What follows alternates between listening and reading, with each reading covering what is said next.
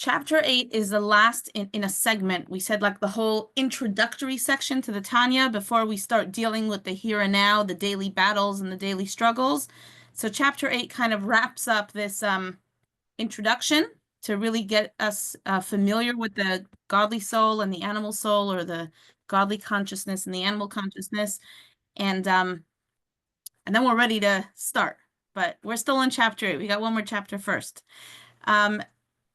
Last chapter, just to briefly recap, we focused on the fact that there's no spiritual neutral. From the Tanya's perspective, everything's either godly or ungodly. And our engagement with the neutral, so to speak, is purposeful. And it really is for the purpose of making it godly and drawing out the godliness in it. And we have the ability to tap into these energies and to really bring out the godliness all around us. We do this through intention, really, living a very intentional life. Everything that we do is either intentionally for godly purposes or it's not. And, again, it's not bad, it's not evil, but from the Tanya's perspective, the beginning of all negativity starts with lack of positivity. Meaning, if I'm not doing something for godliness and for a very positive purpose, I'm just doing it for self-indulgence, ultimately, that will lead me to just do things that are also not okay. Because, what happens when it's no longer convenient or no longer serves my purpose? So in order to maintain that spiritual sensitivity, it's important to always be aware, am I doing this for me, for self, or am I doing this, for a higher, holier spiritual reason? Chapter 8 is going to touch upon some things that are not spiritually neutral, some things that the Torah says are not okay, but it could be pretty complicated. And we wonder, are these things redeemable? So before we start, let's start with a story. It's always good to start with a story. It's an interesting story. You could really, read into it a lot. There's a story about a chassid. His name was Rabbi Shmuel Munkis. Rabbi Shmuel Munkis was actually a chassid of the author of the Tanya. And he was a very interesting character because he was a very, very pious man, and he was a very deep spiritual man. At the same time, he had a good sense of humor. And sometimes people, because of his humor, people didn't realize how deep he truly was. So sometimes they didn't take him as seriously as they should have. But there are a lot of interesting stories. He used humor to kind of bring out different lessons. So there's a fascinating story about him where he was attending a farbrengen, where Hasidim are sitting late at night and they're discussing holy thoughts and ideas, and they're singing soulful songs and really talking about how they could improve their lives and become better people. And of course, a bunch of people sitting around and talking, food is needed, right? You need some fuel. So the people kept bringing out, more food, bags of chips, bread, crackers, whatever they had. Suddenly, somebody comes in with a big tray of meat delicacies. They say this is a gift from the butcher. The butcher sent apparently a tray of like the most amazing, incredible meats. I don't remember exactly what the types were. I think it is recorded in the story. And this was like a gift to the Hasidim who are sitting and having this farbrengen late at night. So Rabbi Shmuel took the tray and he started dancing around the room with it. So first it was like cute, haha, funny. And after a few minutes, he's still dancing around the room with the tray. Some people got annoyed, like, hello, put the tray down. Let us enjoy it. And he wouldn't put it down. He kept dancing around the room, and he's dancing on the table, and he's, dancing all around. So the older people in the room are just, sitting and waiting. Some of the younger people started running after him and like, we're going to get the tray out of your hands and onto the table. At some point, when he realized that they're catching up to him and he's not going to be able to keep the tray away from them, he took the tray of meat and he dumped the contents straight into the toilet bucket that was in the corner of the room. Remember, this was like 250 years ago, approximately. So basically, it all became inedible. And people got really mad. Like, that was really expensive meat. Why would you do that? Why would you be so wasteful? And they said, you have to get up on the table. You need to get a punishment. They got very, very upset at him. He didn't say anything. And they said, okay, what are we going to do now? What are we going to eat now? He said, don't worry, I'll get you guys other food. He went, he knocked on someone's door in the village, and he brought back like a big bowl of sauerkraut. Like, oh, okay, this is what you give us instead of the good meat. Anyway, a short time later, somebody comes running into the synagogue and says, stop, stop, stop. Don't eat the meat. I have a message from the butcher's family. Do not eat the meat. It's not kosher. There was a big mistake. Apparently, there was a mix-up where in those days when everything was like mom and pop, and the butcher was also responsible for the slaughtering of the animal, and then there were parts of the animal that were not, there are parts of the animal that are not allowed to be eaten according to kosher laws. So typically, the butcher would put aside those meats and he would sell them to like the non-kosher butcher, the non-Jewish butcher, and then he had only the kosher meat that he would prepare for the community. It turns out that the butcher was out of town and someone in his house mixed up the meats and ended up giving the non-kosher meat to the guy who was cooking and preparing the meat. And as soon as they found out, that the tray was sent to like the Hasidim, they got so worried, they came running to like stop anyone from eating it.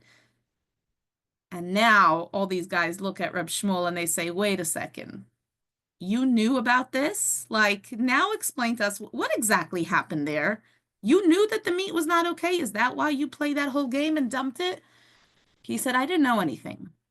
I could tell you one thing. Ever since I started studying Hasidic teachings, I took it upon myself not to indulge in physical delicacies.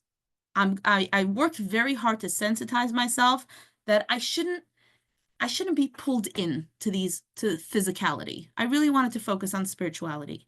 When that tray of meat came into the room, I felt a real craving for it. Like I felt like it was taking over my senses, and I realized something must be wrong. Because I know that I had reached a level of sensitivity that the average meat didn't entice me in that way. And if I was feeling such a strong craving, I was like, it must be like the evil inclination at play. Some force is trying to get me to eat the meat. And then I saw everyone else going crazy for this meat and running after. So it can't be that this, like something must be wrong with the meat. I didn't know how to explain what it was, but I had to make sure nobody ate it. So that's, we could read into the story in various different ways, but I would say one of the bigger questions we're looking to address in this chapter is when the Torah says that something is not allowed, right? We shouldn't do something. Is there something inherently wrong with doing that thing? Or is it just God decided, like some arbitrary thing, I don't like when you do X? And why is this important? Because then if I do that thing that God doesn't want me to do, then can I just say, I'm sorry, it was a mistake? Or what if I do it by mistake and I didn't realize that I was doing it? Like, is it just, okay, no problem, you'll do better next time? Or is there actually a real effect of engaging in this activity? And, okay, let's give some examples. So what happens if somebody eats food, somebody's trying to eat kosher, specifically this chapter begins with speaking about food, because food has a very lasting effect on us. What if somebody's trying to eat kosher and they accidentally eat something that's not kosher? So clearly it was not on purpose. So no one's going to be mad at them for doing something wrong. They didn't do it wrong on purpose, but is there an effect? And if so, what is that effect?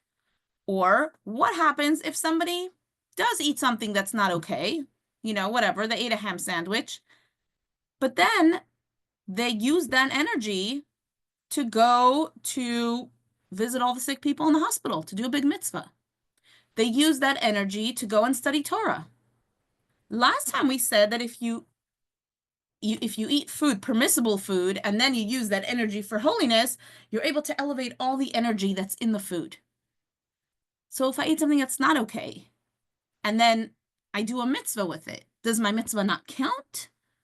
Or does the food not count? Like, how does that work with the food? What about if someone's eating something and they know it's not okay, but they have in mind that I'm eating this for a good reason. I'm eating this because I need to have energy to get ready for Shabbat, and this is going to give me that energy. Sorry, God, I just don't have the kosher one in my fridge today. What happens then? What do you guys think? Yeah, go ahead, Arlene. In my mind, the question is, were there no alternative foods to eat? I mean, was it starvation or eat this for the energy? I think that's a factor that needs to be considered. Okay, good point. Any other thoughts? So I don't know that we can delineate, this is just me thinking, what food is being used for what purpose? Because let's say that you eat a ham sandwich, but you also ate, scrambled eggs, and you ate, all these wonderful things that get converted by the body into energy, that ham gets to get credit for me going and doing. First of all, I don't eat any meat, but I don't know how that ham gets credit for me going to do good. Like, why didn't the scrambled eggs give me the energy to go do good? Yeah, it's kind of like, unless there was nothing else to provide you with the energy, then, Yeah, I'm questioning the whole, like, using something bad to go do good. Why couldn't all the good things that I ate be used for my good? 100%. I think that's a good point. The thing is, what that we're saying though is not, there's no human here who's judging, right? It's not like I have to sit there and decide what everything was used for. It's if we're saying that everything has a spiritual layer, like a spiritual energy. So spiritually, what's happening with that energy? I'll never know exactly where the energy went, but Tanya, tell me, you were talking to me about spiritual energies. What happens to the spiritual energy that I received or that went through me from the non-kosher food, and then I did something positive with it?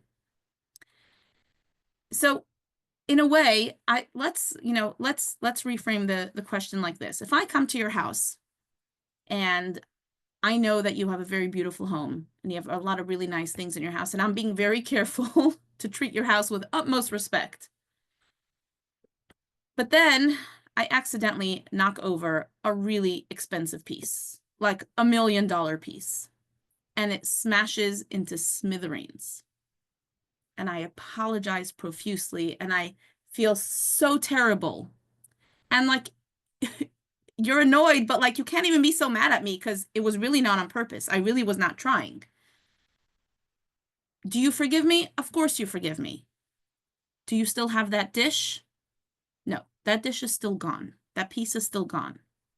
So although as a person I'm forgiven, and as people, our relationship, may be okay, it probably depends exactly what the circumstances were, but we can't deny the fact that if there was a lasting effect to my action, something happened. So really the question is, when I am eating something that's not kosher, is there something inherently wrong with this item? Like, is it actually going to do something to me on a spiritual level when I eat it? And in that case, it almost doesn't matter why I ate it, under what circumstances, there is an effect. Even if God says, it's okay, it was a mistake, like, there's two different things happening here. There's me as a person having a relationship with God, and then there is the spiritual effect of my actions. And what the Tanya is telling us in continuation to last week is that regardless of our relationship with God, there are real spiritual ramifications to our actions. And when I do something, when I use something for a certain purpose, I am moving spiritual energies around. In the case of food, it becomes more severe because I ingested the food. It became part of me. Like Lorraine said, I can't tell you exactly what I did with which energy that came from which food, but I went and I hugged my kids and took them on a great fun trip, but the energy that I was drawing was negative spiritual energy. So even if I had the best of intentions, on a spiritual energy level, I still did something. Now, the Tanya is not going into this not to scare us and not to, make us feel awful, but to give us the sensitivity to understand that spirituality is real. There's real things happening on a spiritual level. And just because I don't see it and I'm not so aware of it, I can sensitize myself to it. And I at least can know that there are spiritual ramifications to my actions. So now, what happens? If I use, so we said there were 3 categories. There were holy items or ideas. There are those neutral things that are kind of, not positive, not negative. And then there's the things that the Torah says those things are forbidden. So when I use spiritually neutral things, if I use them for the positive, I uplifted the energy. If I used it for negative, then I kind of trap that energy downwards into the unholiness. And I can rectify it afterwards through teshuvah when I go through the teshuvah process. And that means that I truly regret what I did and I commit to doing things better and doing things differently. I can retroactively uplift that energy. But what happens if I engaged in something that was negative? One of those things that the Torah says is like, no, don't engage in these things. And we've mentioned this before, I'll mention it again. What energies are we talking about? On a very simple level, everything in reality is being energized by God. There's nothing that's not being energized by godliness. So even the most unholy item has sparks of holiness in it, because otherwise it wouldn't exist. But the Tanya describes that those sparks are trapped within it. So for example, let's say a pig. Yeah, it's got some godly sparks in it because otherwise it wouldn't exist. But those godly sparks are, so to speak, trapped within the unholiness. And those godly sparks are not in my ability to release. So if I engage with this non-kosher animal by eating it or, whatever, using it in a way that the Torah doesn't allow me to, I am basically, well, firstly, it's a little bit of like soul abuse. My soul is not doing what it's meant to be. My soul is brought down here to this world to engage with the positivity, to uplift all those neutral things. And my soul is engaging with these negative energies that I can't release. And I get dragged down into it, and it starts affecting my soul as well. The only time that those spiritual energies will be released from the unholiness, the Tanya gives us 3 different things of when those energies will be released. Number 1, at the end of days, when Mashiach comes, God says, I will then, he'll remove all negativity from the world. At that point, God will release, is actually interesting, I learned something new today, that the word for pig in Hebrew is chazir. Chazir is from the same root word as choser, return. On a Kabbalistic level, the reason it's called that is because even a pig has energies in it that in the future, at the end of days, they will return, they will be released and come back to spiritual holiness where they're supposed to be. And also we've mentioned in the past that the Hebrew word for allowed and forbidden is mutar and asur. Those who speak Hebrew, mutar, aside from meaning allowed, also means unbound. Like we say a blessing in the morning blessings, matir asurim, the one who releases the bound. Asur means bound. Something that the Torah delineates as asur, forbidden, the Torah says, this thing is bound. Like the energies in it are tied up, like it's not something you can uplift. It's not something you can release. Don't touch it. And the things that the Torah says mutar, it's allowed. There's nothing wrong with it. Not a mitzvah necessarily, but it's okay. It's allowed. It's allowed to go swimming. You're allowed to go to work. You're allowed to exercise. You're allowed to shop. That means it's not tied. It's unbound. There's spiritual energies in all of these things, and I have the ability to engage with them and to uplift them when I use them for a higher purpose. But back to what we were saying, if I engage with those negative spiritual energies, if somebody, if I did something that was not allowed, what happens?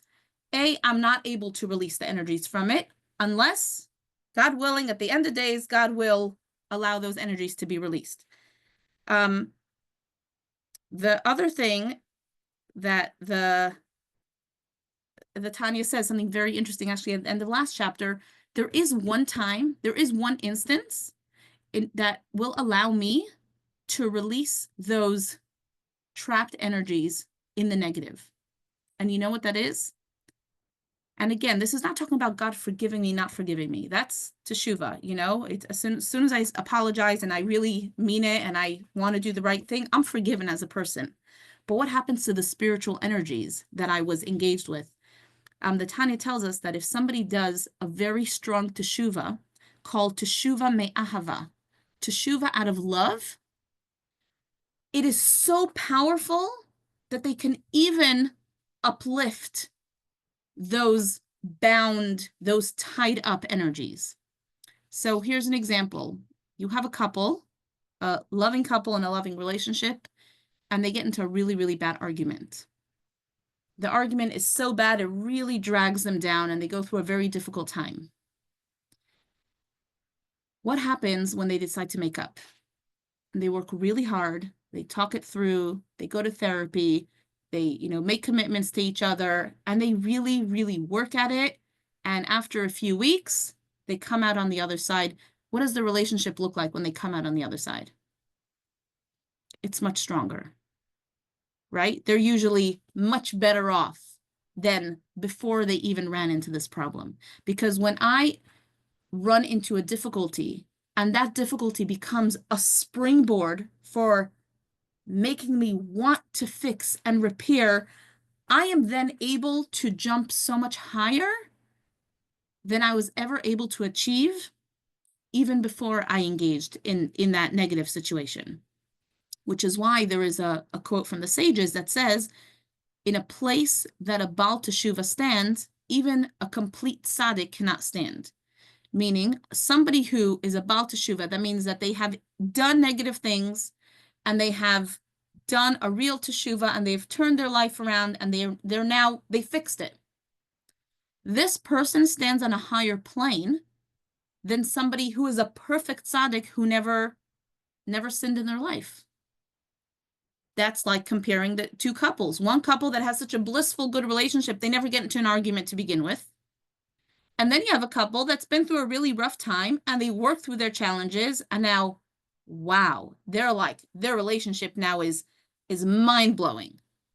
Now, is the first couple going to say, wait a second, look at their relationship now. Why don't we schedule some arguments so that we can get into some kind of fight so that we can land up, where they are? Obviously, that's not possible.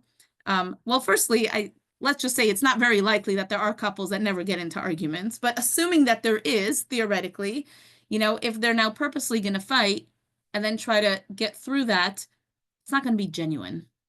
And there's just no way that you can, from the get-go decide to get into that situation. But once you landed up in that situation, retroactively, you can utilize your experience to really move you forward. In our day-to-day lives, what does this mean? I heard a story of a real life story of a woman who keeps kosher and works very hard to keep kosher in her house. And one day she purchased, I think it was a bottle of marinara sauce. She'd made some kind of dish for her kids. And it was regular marinara sauce that she buys all the time. After dinner, after everyone ate, she's clearing off the table, she's putting everything away. She happens to glance at the bottle of marinara sauce and sees that not only does it not have the kosher symbol, there's actually pork in it.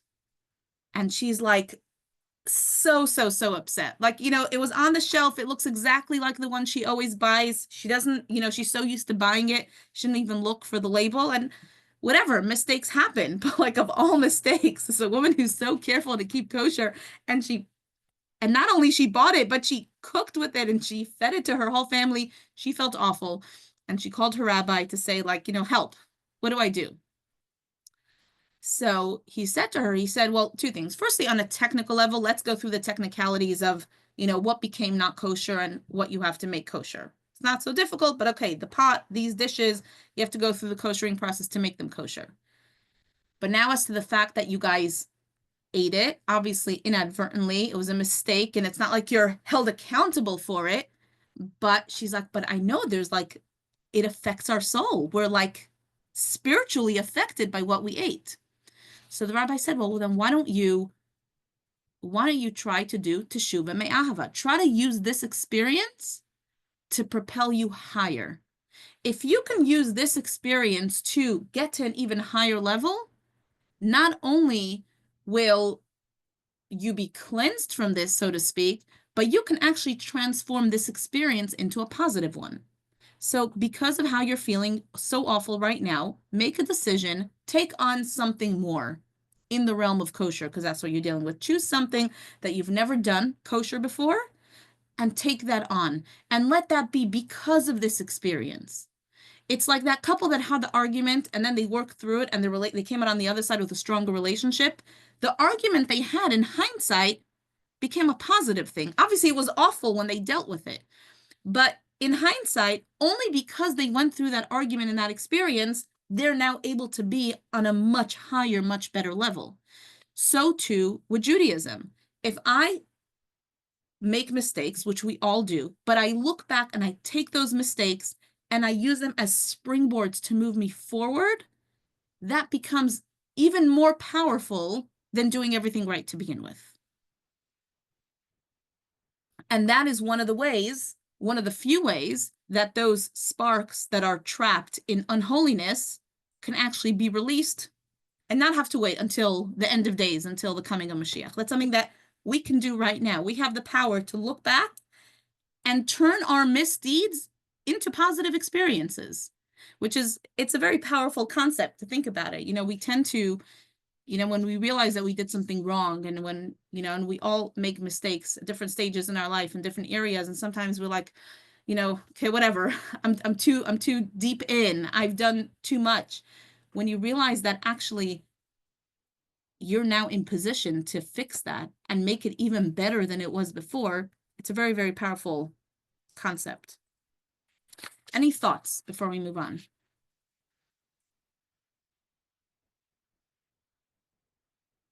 Okay, so we're talking in general about, you know, rectifying and, you know, what if I, yes, go ahead. Sorry, I was trying to find the unmute. I couldn't get it. So I don't know that doing bad always leads to good. Like I'm kind of questioning that in my heart and in my brain. Okay. So I think in theory that's a lovely thought, but I don't know if it always works out that way. Even using your fighting couple from a fighting couple who ended up not elevating ourselves. Like I'm just going through your examples you gave, and I don't know that they always work out that way. 100%, they don't. Yeah. It's for the couples who, it's for those who do use it. You know, when you meet someone. But like even the food, Deanie, like if I was kosher and I'm at a girlfriend's house and and I can only do it with my vegetarianism. I had cousins who cooked the carrots for our Thanksgiving dinner underneath the turkey. Like, who does that? So I'm technically no longer a vegetarian because I ate carrots. And while I'm eating them, I'm like, oh my God, what did you season these with?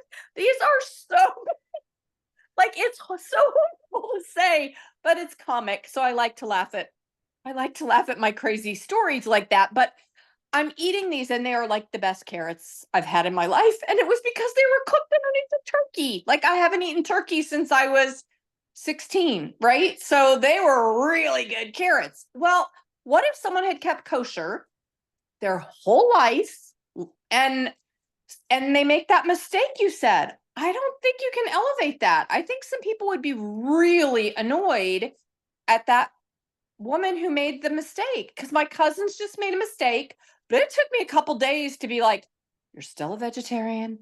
It's okay. Like, Lorraine, cut yourself some slack. Like, do you know what I mean? So I can imagine if it was a religious thing, like being kosher, I don't think that everyone around the table is going to be so happy with the mistake. And now I'm going to be quiet. But Okay, that no, was just running through my brain. no, you brought very valid points. So for starters, you're right. Most people won't do better after the argument.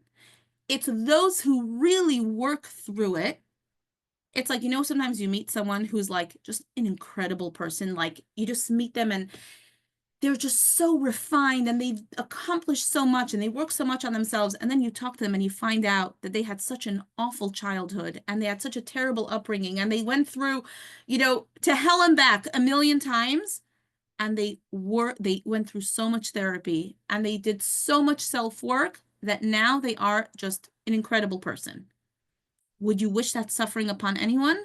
Never. And neither would they. But what have they done? They took a negative experience and instead of just wallowing in self-pity, they decided that they're going to use this as a springboard to move forward. Do most people do that? No.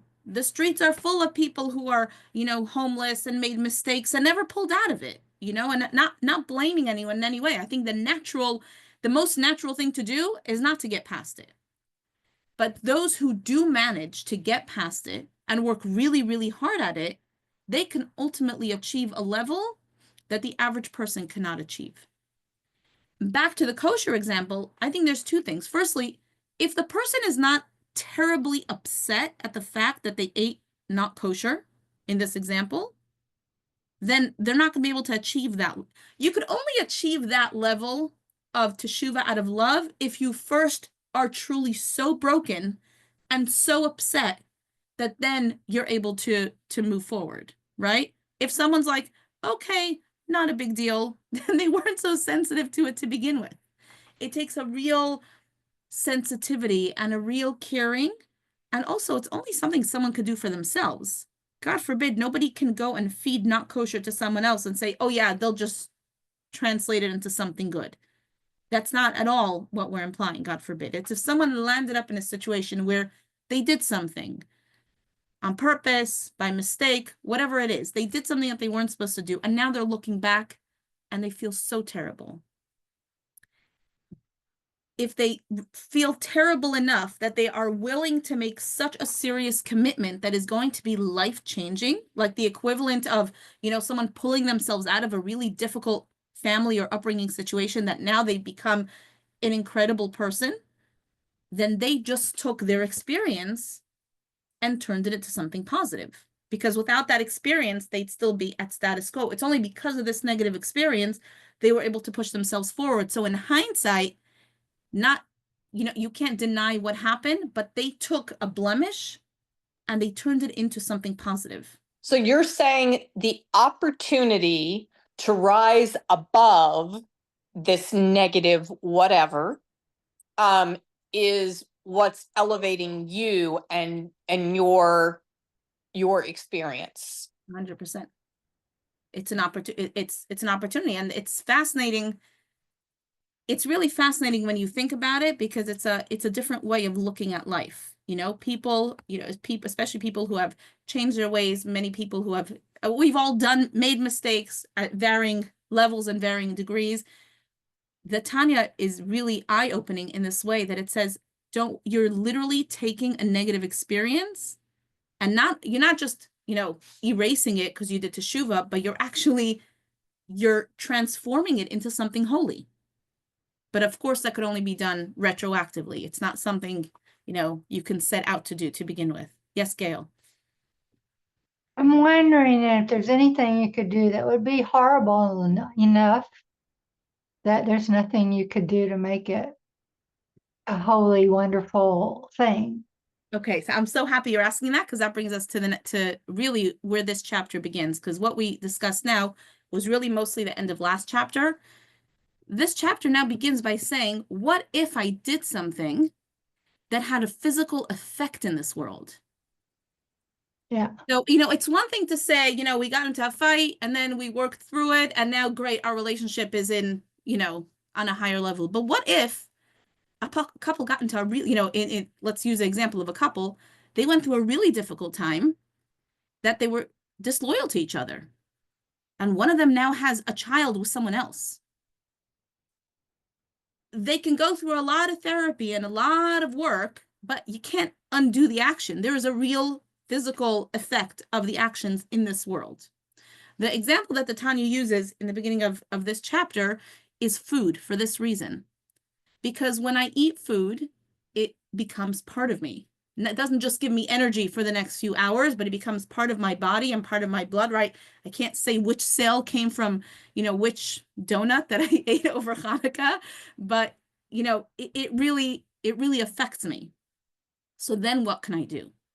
So that's where this chapter focuses on and says, there's a few things. Firstly, there is teshuvah. A person does teshuvah, 100% they're forgiven. In the case of food, there, as much teshuvah as I'm going to do, there is going to be some kind of lingering effect on my soul specifically. Forget the body. My soul is sensitive. And my soul is affected by the food that I ate. Even if I regret it tremendously later, I can't undo the fact that I actually ingested this food. And so the Tanya is going to talk, it's going to quote, this is, in a way, I would say this is like the harshest chapter in all of Tanya. This is one of the very few places in Tanya where it focuses on, I don't know if negative consequences, but negative experiences that the soul experiences because of this. But just to put it into a little bit of context, I want to share two stories. Just to kind of show how food, like some things that seem so subtle for our soul, they're very, very real. So one story is in the times of the Baal Shem Tov. He lived a little over 300 years ago. So the Baal Shem Tov was sitting with his students on a Shabbat afternoon, and they're eating the third Shabbat meal. And they're eating, delicious food, and they're singing, and it's like seems like a very holy, positive atmosphere. And the Baal Shem Tov, what he would do sometimes, he wanted his students to kind of tap into the higher spiritual worlds. So he would often have them all sit in a circle and hold hands or put their arms on each other's shoulders, kind of created like a spiritual circuit. He would tell them to close their eyes and they would see something. You would kind of give them like a peek into the higher worlds. And so at this time, the Baal Shem Tov had them do this. They sat around, they put their arms around each other, they closed their eyes, and suddenly they all saw the same vision. They saw an ox wearing a shtreimel. A shtreimel is that fur hat that Hasidim wear. So it's an ox with a shtreimel sitting with a big plate and devouring a steak. Like, the way an animal does, in a very indulgent, gluttonous way. And the Baal Shem Tov says this is a reflection of some of the people in this room. So in this world, we don't see that. We see people, faces, we don't see the spiritual element. But in the higher world, in the spiritual world, this is what some of the people here are actually doing. Meaning their engagement with their food, while it seems like, oh yeah, they're here to enjoy food in Jewish company on Shabbat afternoon, really, it's just their animal consciousness that's indulging in the food. Their mind isn't really refined. They're not really focused on the spiritual experience. They're very much in their food. And what he was trying to tell them is this idea of doing things for the right purpose. Yeah, you could say, what's the big deal? I ate the same food. Let's say it was all kosher, good food. What's the difference if I ate it and I had a spiritual purpose and I didn't have a spiritual purpose in mind? In our physical world, with our physical eyes, we don't see the difference. But spiritually, our souls experience it differently. And like we said, it's soul abuse. Like our soul came down to this world.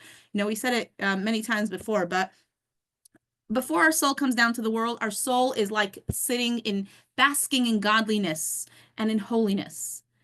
And then it's brought down to the world and it's given a mission. It's to seek out the holiness in the world, bring back goodness and godliness, because the mitzvahs that are available in this world, you can't do them in the spiritual realms. So the soul comes down, and the story you've said many times about the onioneer, the guy who's the very poor guy who was not successful at making a living, literally could not put food on his table. He hears about an island where there are lots and lots of diamonds and pearls freely available. So he travels to the island. He tells his family, I'll be back. Give me 6 months. I'll be back. I'll bring you all the jewels that you need. He travels to this island and he can't believe it. He arrives by boat and the beaches are full of pearls and diamonds. And he's like, this is amazing. He takes a sack, he fills it up. He goes to the first store to buy his, lunch sandwich, and he's about to pay with a handful of diamonds. And they say, well, we could get that out on the beach. That's not currency here. Here, the only currency is onions. He's like, oh, Okay, how do I get onions? Well, for that, you're gonna have to work really hard. And he goes and he gets a job and he finally earns his first onion and he cuts half of it he uses to buy a sandwich and the other half he invests in the onion stock market. And and he goes about his life and he's starting to collect onions because that's the real currency in this town. After a short while, he does very well. He makes a lot of onions. He has storehouses and storehouses full of onions, and he's excited to go back home. He fills up a ship full of onions. He travels back home, and as he arrives, at his front doorstep with, big truckloads of onions, his wife and kids say, "What the heck is this? Where are the diamonds you were supposed to bring us?" He's like, "No, guys, I'm an onionaire now." Like, onionaire? We can't do anything with onions here. We sent you there to get gold and diamonds and pearls. This is not what you were sent for. And this is often used as a parable for the soul. The soul is up there in heaven, and it's said you have one mission. Go down to this world and collect diamonds, collect pearls, collect mitzvahs, do good things. And the little baby is born, and well, for the first 2 years of its life, it's just trapped in this body, and all it could do is cry and get food. It can't even articulate what its soul truly wants. And as the child, gets a little older and they want to start dealing with diamonds and they want to come do all the holy things, and then they're told, no, no, no, that's not the currency here. I mean, here you got to be rich, you have to work hard, you have to be good at sports, you have to be popular. Like, those mitzvahs are stop chasing after the diamonds. Like, there's other things that are the real currency in this world. And, hopefully after 120 years, when we go up there, we still remember that the whole purpose of coming here was not to build physical wealth and not to collect beautiful homes and a lot of clothes, although those are always nice, but we were supposed to collect mitzvahs. That was our goal. So how'd we get to the story? We're talking about maintaining that sensitivity, meaning my soul knows where it wants to go. And my body controls my soul in many ways, and my body does what my body wants to do. But when I engage in things that are negative for the soul, that are not part of the soul's purpose in life, that are antithetical to what the soul stands for, it's abusing the soul, and the soul's unhappy. So hopefully I do teshuvah, and I notice that I made mistakes, and I try to fix them to the best of my ability. But specifically in the case of food, or in the case, like Gail said, there are certain things that I can't undo what the physical effect it had in this world, even when I do teshuvah, and even though God forgives me, when my soul is ready to return on high, it's not ready to go back into that pre-life situation where it was in direct communication with God, because the soul is blemished. It's been through experiences here that really affected the soul negatively. And so what the Tanya does here is it quotes from the Talmud.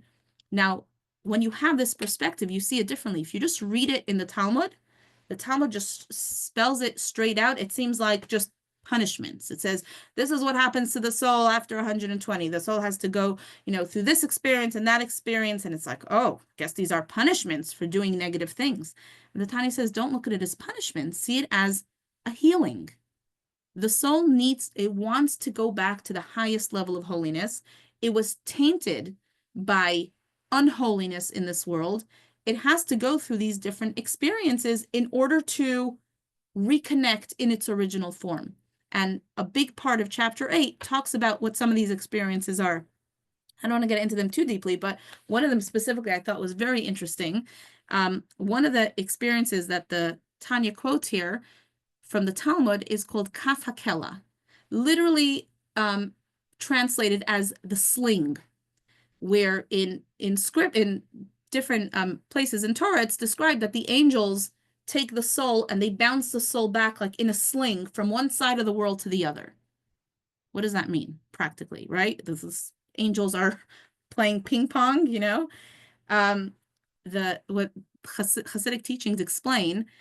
And I find this fascinating because I feel like it's so relevant to some modern psychology that we're familiar with.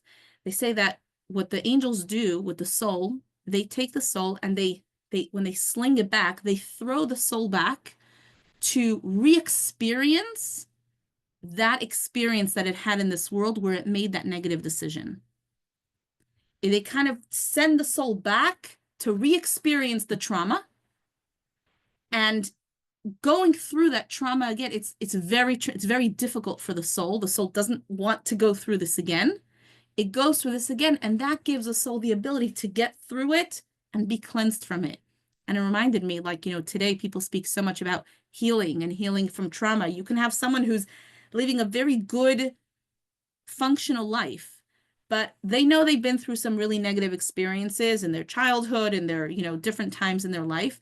And many of the modalities of healing today incorporate this idea of taking them back to re-experience that, whether they're doing, I don't know, EMDR or whatever.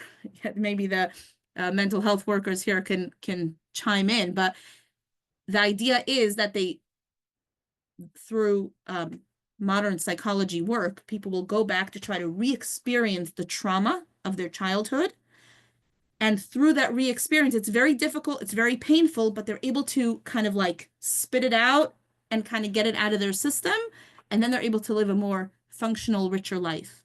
And I thought that it mirrored so much what the Tanya is telling us about the soul, that there are some things that the soul experiences in this world that after 120 years, the soul is going to have to go through some cleansing process to kind of emerge back in its original state. And it's not a punishment as much as it's a process. It's a healing process. And it's like the difference between how you look at, getting a slap in the face or getting surgery. They're both painful, but one is pain without a purpose, inflicted by someone else. And one is pain with a purpose. I'm trying to heal. I'm trying to get to a better place. So yes, it's true that the soul will likely go through some unpleasant experiences in the afterlife. And we're also told that it only lasts 11 months. That's why Kaddish is recited for 11 months, because during that time, the soul is going through its cleansing process. And then after 11 months, it's over. It's kind of at its ultimate destination, which is, in the original place that it came from, which is pure holiness. But having this in mind, it's not torturing the soul. It's not punishing us. But the reason that Tanya brings this, not so much to scare us or to make us focus on the afterlife, because the Tanya is very much focused on the day-to-day and living our lives in the best way. But it seems to me that it's mostly to really make us aware that these are real things. Like, these are real effects. When what I do and I don't do, besides for physically what I see the effects are, there are spiritual ramifications to everything that I do. I'm constantly manipulating energies. I am drawing energies onto myself, onto the people around me, into my environment. I'm transferring energy and choosing mindfully which energies I want to connect to. I want to connect to those positive energies, the ones that are holy and are good for my soul and make my soul feel at home, versus, God forbid, the ones that are drawing from negativity and they're connected to things that my soul's not comfortable with. These are real things. And the more we sensitize ourselves to it, the more we'll feel it as well. There's actually a great story here about the author of the Tanya himself, Rabbi Shneur Zalman. His family was once hosting another great rabbi who lived at the time, who was Rabbi Aaron Karliner, Rabbi Aaron of Karlin. He was coming to visit the Rabbi Shneur Zalman's family. So everyone in the family is getting ready. This very honored rabbi is coming to the house, and they're busy. Everyone's helping to cook this big meal that they're making. So they divided up all the jobs. You're in charge of the soup, you're in charge of the chicken, whatever it is. The one job that they didn't give to anyone was salting the dishes. Like, they didn't put anyone in charge of the salt. It was, people got different jobs. So each person, as they were kind of helping to put things together, said to themselves, oh gosh, no one got the job of putting salt in. Let me put some salt in to make sure that it's not bland. And then the next person after them had exactly the same idea, said, oh, right, no one got the job of doing the salt. I'll make sure to put salt in all the dishes. And a few people had the same wonderful idea. You could imagine what the food tasted like afterwards. And they served the soup first. And Rabbi Aaron of Karlin took a sip of his soup. And then he kind of pushed it to the side. And Rabbi Shneur Zalman was just drinking the soup like there was nothing happened. And he looked at his guest and he said, "Is everything okay? Why aren't you eating?" He said, "Well, that soup is really way too salty. It's just impossible to eat." And I imagine that it was that much salt that like you couldn't even pretend, you know? And so Rabbi Shneur Zalman said, "Oh, really?" And he takes another sip of his soup, even though he had already had soup, but he takes another sip of his soup and he says, "Oh, you're right." And his students later analyzed the story. Like, what do you mean? His first bunch of spoons of soup, he didn't realize it was salty, and then he did realize it was salty. But you can imagine, as someone who's the author of the Tanya, this is someone who was so in tune with spiritual reality. He was much less in touch with the physical reality, specifically the fine details of the physical reality. So in his day-to-day life, he experienced things on a spiritual level. So drinking the soup for a holy purpose of engaging his honored guest, it didn't even like, he didn't experience it even in a physical way. He experienced it as a spiritual experience. And on that level, there was no salt. It was only when he tasted it specifically to figure out if it has too much salt that then he was able to say, "Oh yes, actually, you're right." Actually, the Lubavitch Rebbe quoted the story, and he said something very interesting. He said, "What can we learn from the story? Any story that we come across, we're supposed to be able to learn from it. Clearly, most of us are not going to, have this experience where we can't taste the food because we're living in a spiritual reality, and it's not expected of us. We're physical humans, and most of us are supposed to engage with the physical world."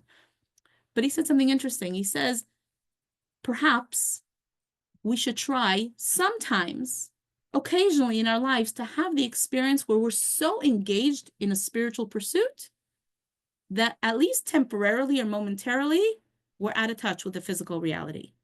I think we all have the experience where maybe we're so deep in our phone, like we're texting or like reading something, or maybe we're watching a movie that's like so engrossing and engaging that if somebody walks into the room and starts talking to us, we may not really hear them.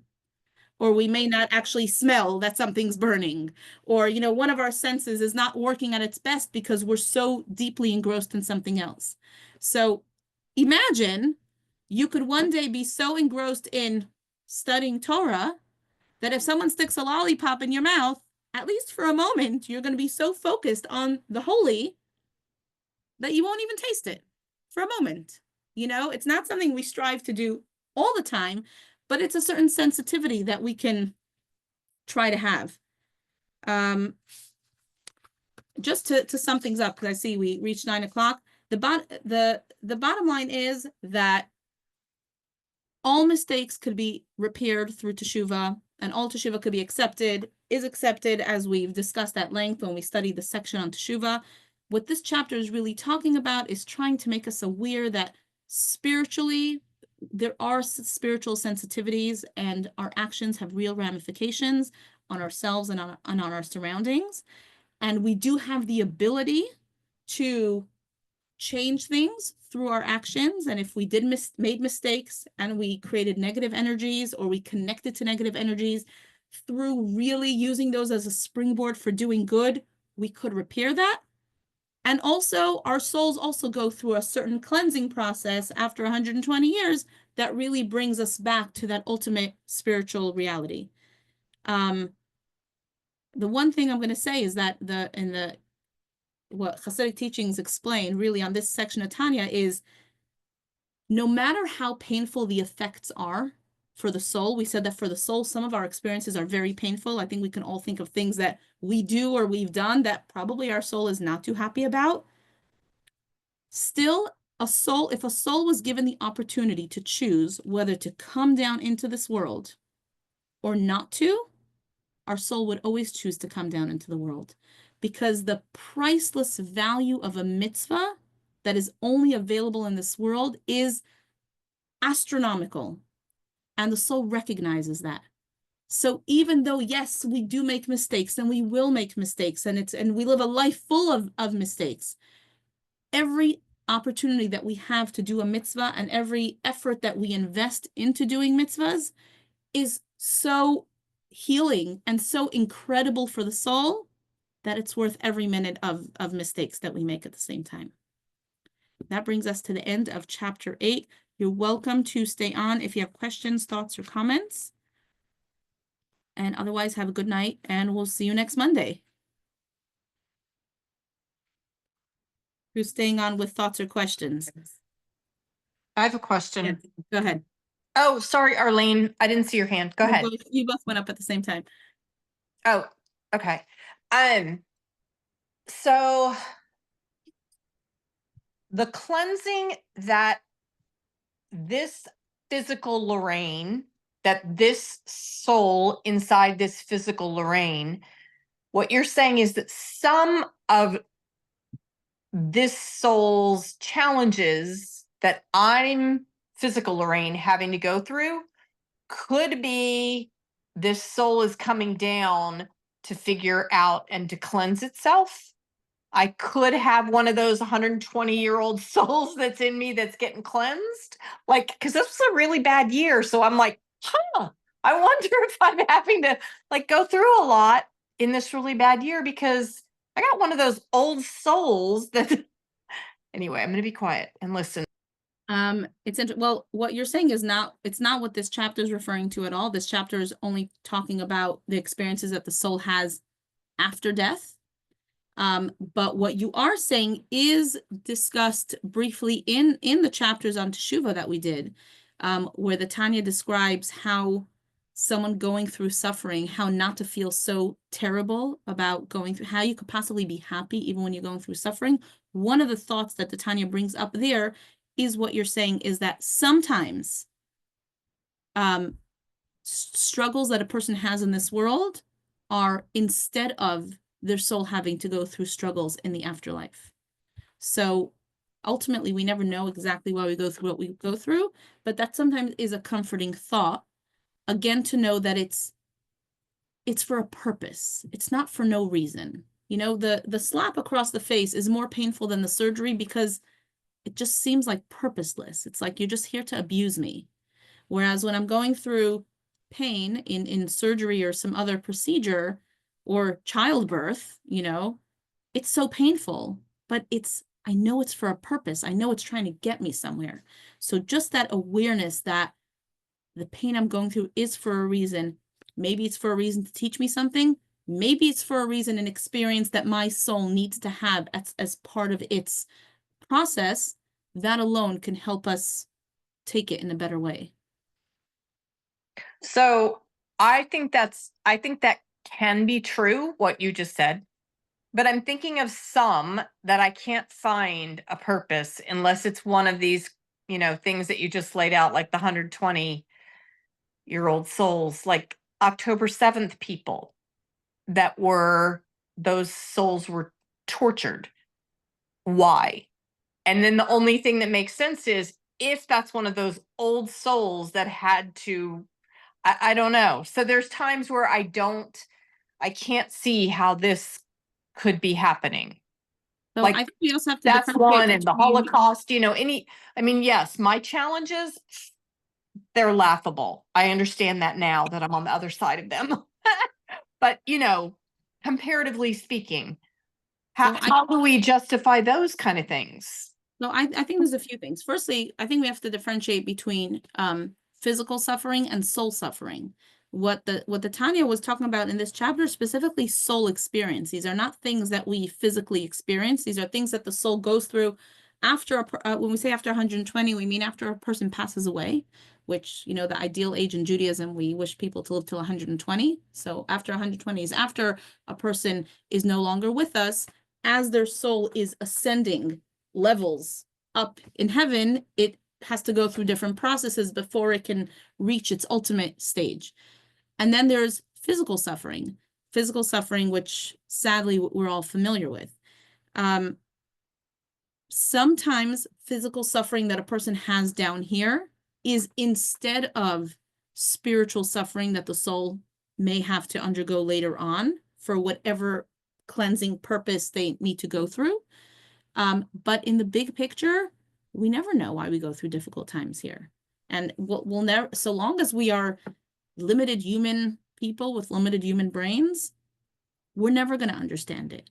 The only things that we do know are that nothing happens by mistake. God is in charge, and it's not in spite of him that evil reigns, but it's because of him, and he has some kind of plan with all of this that we don't understand. And the other thing is that sometimes knowing what some of the reasons may be comforting for us. If it's comforting for us, we can hold on to those reasons. If it's not comforting for us, it's okay. We just have to accept that we don't know and we don't understand. But Lorraine, it's so interesting that you mentioned that, because literally I was sitting down with like the plans for our City Line Hanukkah event. I was looking at our list from last year, trying to edit it, and I see what a major role you played and someone else played in our event, and I was like, wow, it's been a year and so much has happened in this 1 year. So I get you. It's been a year. It's going to be a much better year this upcoming year, God willing.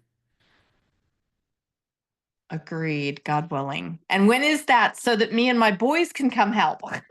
Sunday, December 29th at 5 p.m. Okay. They will no longer be here, but I'm helping